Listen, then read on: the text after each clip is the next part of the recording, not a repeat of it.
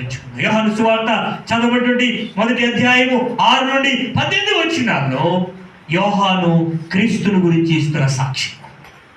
యోహాను క్రీస్తుని గురించి ప్రకటిస్తున్న సాక్ష్యం ఏంటి? ఏం చెప్తున్నాడు? ఆయన యేసు ప్రభువు ఎందుకు ఈ లోకంలోనికి వచ్చాడని చెప్తున్నాడంటే 3 సంగతులు చెప్పాడు. ఎందుకు వచ్చినట్టు? ఆయన మొదటిది, ఆయన చీకటిలో ఉన్న ప్రజల హృదయాల్లో వెలుగునివ్వడానికి.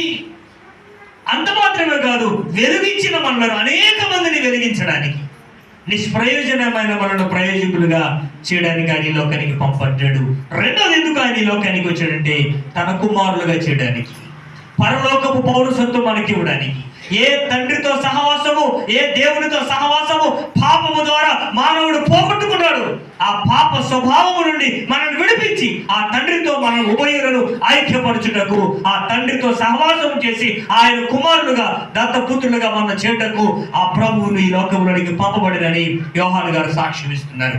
3వ సాక్ష్యం ఏంటంటే ఆయన ఇచ్చేది ఏం చెప్తున్నాడు? ఆయన తన మహిమను వస్త్రమును మనకు ధరింపచేయడానికి ఈ లోకంలోనికి ఆయన వచ్చాడు. దేవునికి స్తోత్రం కలుగునుగా.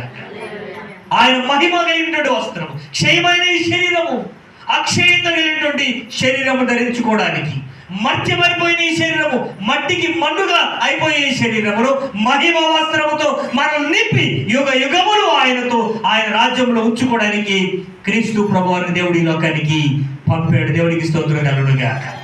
ఈరోజు నువ్వు ఆయన యందు విశ్వాసం ఉంచితే, నువ్వు ఆయన యందు నమ్మిక ఉంచితే, ఆ క్రీస్తుని హృదయంలోనికి ఆహ్వానించగలిగితే ప్రభు అంటాడు కదా, సదాకాలము నేను ఆయన కుమారుడిగా కుమార్తెగా చేయబోతున్నాడు. దేవుడికి మహిమ కలుగునుగాక. అప్పుడు దేవుడికి కూడా జ్ఞాపకం చేస్తున్నాను, ఈరోజు నీ సాక్ష్యం ఏంటి? యోహాను చక్కని సాక్ష్యం చెప్తున్నాడు ప్రభువుని గురించి. మన సాక్ష్యం ఏంటి? యోహాను సాక్ష్యాన్ని అంగీకరించే బిడ్డలుగా మనం ఉండాలని, యోహాను చెప్పిన సాక్ష్యమును బలపరిచే సంఘముగా మనం ఉండాలని మన హృదయాన్ని బలపరుచుకుందాం. ప్రభువా, నా హృదయములో వెలుగుగా నువ్వు ఉండు. ఇదిగో నన్ను నీ కుమారుడుగా, నీ కుమార్తెగా నన్ను స్థిరపరచు, నా కుటుంబాన్ని స్థిరపరచు. 3వది, నీ మహిమ శరీరం కొరకు, నీ మహిమ వస్త్రం కొరకు నన్ను సిద్ధపరచని ప్రభువుని అడుగుదాం. దేవుడు పరిశుద్ధ లేఖన భాగమును దీవించును గాక.